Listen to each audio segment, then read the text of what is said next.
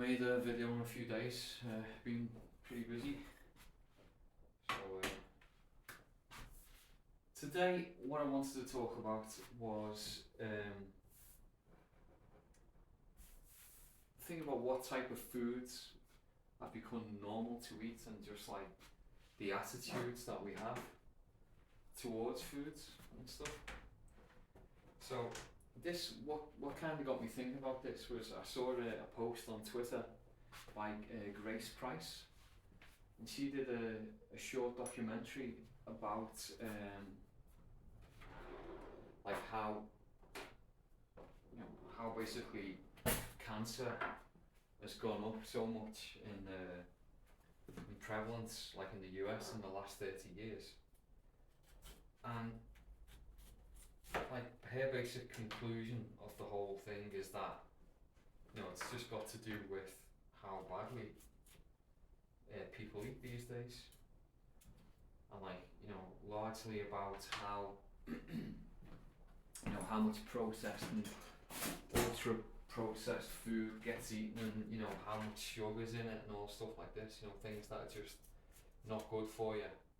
We just eat and we don't really give much thought to it. And it's kind of, it seems kind of obvious to me now that this should be the case, but I'm not sure that it always did. I don't know. I mean, I'm also of a generation where, like, when I was a kid, we're talking, I mean, I was born nearly 50 years ago, so, you know, it's quite a while. But there wasn't that much processed food, and the processed food that did exist, it was sort of like everyone agreed and knew that it was like, it was bad, you know, it wasn't really proper food. I mean, I remember seeing, well, there was a thing like in a newspaper when I was a kid, talk about, you know, some child who'd had a heart attack, and all he ate was pot noodles or something like that. That's kind of, you know, a lot of the times what got past is, you know, what was like convenience food and things like that you could cook at home. The point of it was, you know, it's the kind of thing that you have to eat every now and again because, like, you know, something happened and you don't have time to cook or something like that. It was never, you know, this is just what you eat. And like nowadays, there's lots of things that you can just, you know, buy in the supermarket that we just assume is just, you know, normal food. And it's just no good for you, and you know, it's full of chemicals and stuff, you know. You know, I'm all for science, you know, and I think that science can play a role in, you know, how we can, you know, grow better food and, you know, whatever, but I don't think it should be, you know, our bodies are very well adapted to eating real food. So I don't think that we should be straying too far from, you know, from nature in that aspect. So, I mean, like, so her point is that, well, one of the questions that she asks is, you know, are governments complicit in this?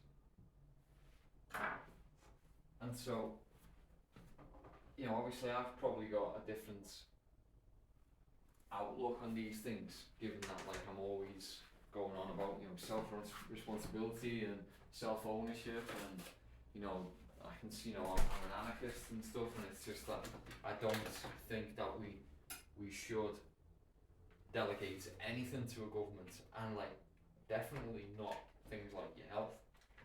It's like, so why would you even assume, you know, the governments are there, you know, even if you take the best perspective on governments and the most idealistic, how benevolent they are and stuff, but they are there to control the population. You know, surely everyone would agree on that, and you know, there's no way to look at it other than like a monopoly on force. So why wouldn't they be complicit in, doing things to,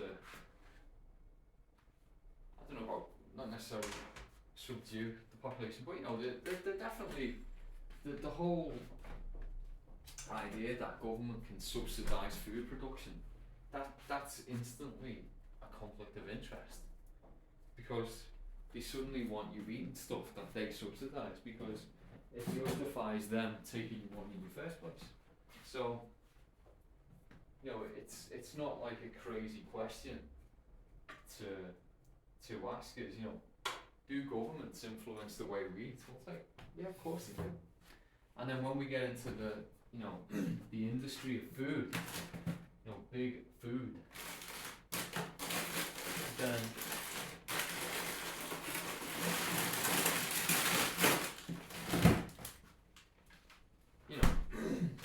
there's we all know that businesses affect how governments work. So why would it be any different with food? There's lots of big companies who want to sell the chemicals, and so they lobby governments to say, these chemicals, they're fine, we don't hurt, stuff like that. And you can't do a long-term study. I mean, even if with the best will in the world, thinking about the chemicals and processes that go into our food these days, there's no long-term data. How could there be? It's not like we haven't eaten like this for long enough. But what we are seeing in the short-term data is a lot more people are sick, and a lot of people have got cancer. I know loads of people who've had cancer. Fair enough, I don't know, I mean, I know several people who've died of cancer, but I know a lot also who've recovered, or, at least, I've got the temporary all clear. But it's just so many more people than, when I was young. I mean, none of my family, when I was young, got cancer. None of my grandparents' generation got cancer. Whereas now, my parents' generation, there's loads of people with cancer. Loads of breast cancers and ovarian cancers and just stuff like that. Bowel cancer.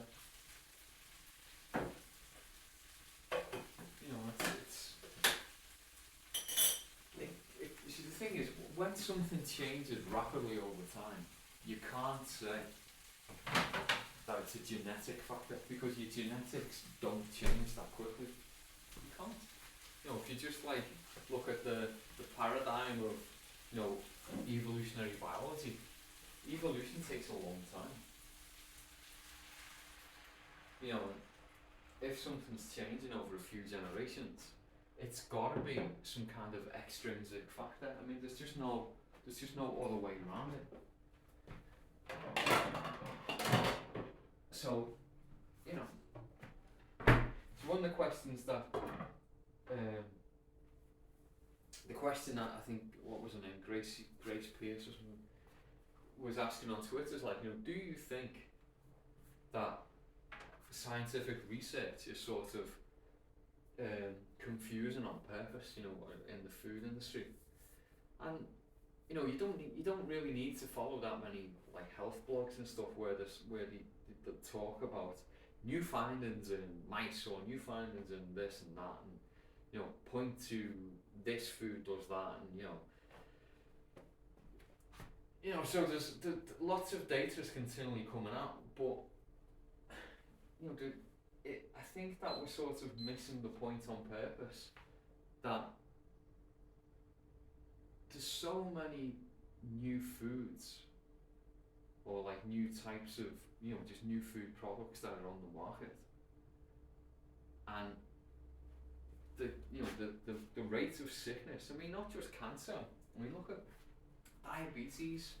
It's just through the roof, and these are all like. I mean, I'm not talking type 1. I'm talking type 2 diabetes, which is just like diet induced.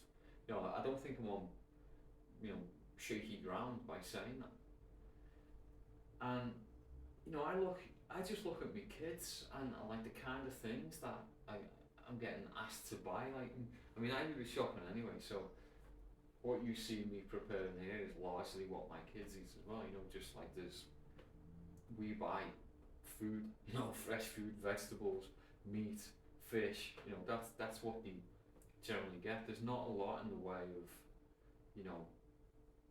I don't think there's anything in the way of like a prepared meal that we buy and give them on a regular basis. The closest thing we get to that is like, well, I suppose on a Friday we'll buy a pizza that that we'll cook in the oven and stuff. So that's like the kind of prepared food that we will give the kids, but it's not something that happens every day. But there's just, you go to the supermarket and look at just things like the drinks that you can get now. I mean, my kids don't actually, they go to birthday parties and like they get, do you want Fanta, do you want Coke? And I ask for water, because they weren't brought up drinking fizzy drinks. For instance, I was. That was like one of the things that, one of the few things that was, my mum used to buy like a bottle of lemonade from the milkman. So it was we get like one bottle of lemonade a week. I think it was on a Friday or something. I'd drink it over the weekend. It was just like one bottle, and I used to love that. But I very rarely got bought Coca-Cola or anything like that. Although there was no real reason for that. But I didn't consume drinks out of the house, so there was no reason to like consume soft drinks and stuff. But anyway, you look in like the supermarket, and the amount of just drinks and energy drinks and caffeinated this, and it's crazy what's out there. And like, so my son's 11, and all his mates are just all into the Monster and Prime and all these crazy drinks, which is like, they can't be good for them. You know what I mean? It's just not. And especially I heard that there's or I read somewhere like Prime are being sued in some US state because like one bottle of Prime or something has like, I don't know how many, what they call forever chemicals, the ones that your body can't break down. And so I don't know if it's true, I don't know, but it's concerning, at least,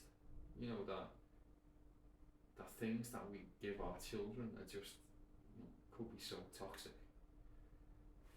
I don't know. We wouldn't think about encouraging a child to, smoke, but we give them these drinks that also, they're really addictive.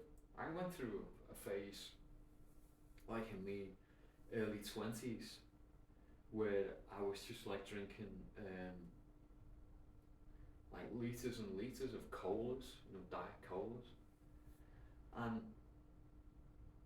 like I realised so I was a student, and I was like going down in the brands, like down to where I'd be getting like 2 litres of Morrison's cola for like 20 pence or something like that. I'm drinking it just in one go, and it was like, I started to realise, have I got some kind of problem with this? And then I just stopped, because I don't know, I seem to have this ability to just stop doing stuff when I want, even though like it's sort of, I have this like urge to do it, and then I can just say, I shouldn't be doing that, and I'll just stop. So I just stopped drinking these things. I was a bit worried about it, and at the time I was thinking, maybe it's the NutraSweet and stuff that I'm getting cravings for and things, but it's probably the caffeine as well. But there was nowhere near the variety of like crazy drinks. And also, I see kids.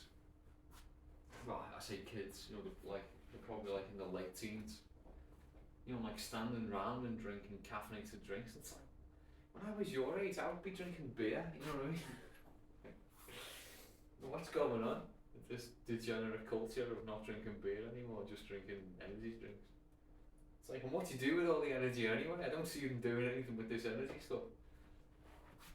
Anyway, so yeah, it's just one of the things, because it's very important to me that, you know, like food is like really important. What I eat, and also what I give to my kids, it's just fundamental. It's like the thing that absolutely drives me berserk is when I find out that someone's bought them something that I don't let them have. I mean, because they ask for it, because there's the peer pressure of it, and it looks cool. You know what I mean? And so they wanna consume these things. I mean, my kids don't actually. I mean, they watch telly, but they don't watch adverts. So I couldn't even tell you what type of things are on the adverts. When we go to my dad's house in the UK, in Liverpool, and like they'll be watching terrestrial telly, and they're like, you can't believe like the adverts that they see like for toys and for food. It's like, oh, can we get that for breakfast? And it's just like some, you know, some kind of cereal that it's probably more accurate. You just call it a dessert. You know what I mean? If they sold it at a restaurant after a meal, you'd just be quite happy to get this dessert, and it's meant to be some kind of healthy breakfast cereal because it's like fortified with vitamins and it's like, well, you know, you're telling me right out the box that it's got no nutritional value, so we're going to like stick some nutritional value in it artificially. Anyway,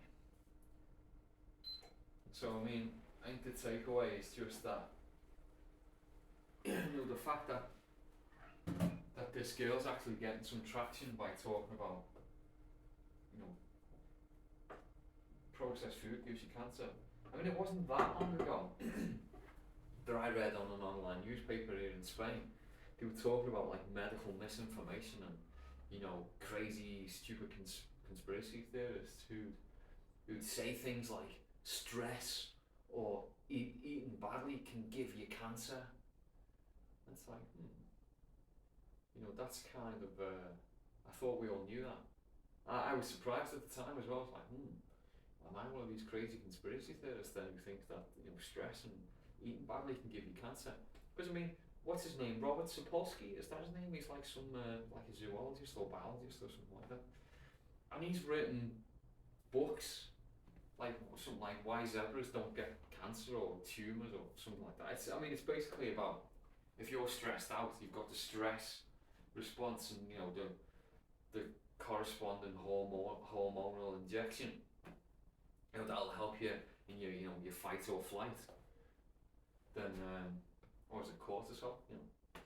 You know, then in an animal, you know, the danger's over and you just go back to normal and that's it. But humans, we don't, because there's no real danger, but we're always in the fight or flight response. And so these like what did I just say? The cortisol levels are always high, and you know it really affects your metabolism. You know, just your metabolic health and stuff. So, you know, I think the prescription is eat healthy and chill out. You know, do things to stop yourself always being in fight or flight. Right. Anyway, that is my lunch cooked. I'm going to go down and eat it, and I'll see you soon. Have a good day.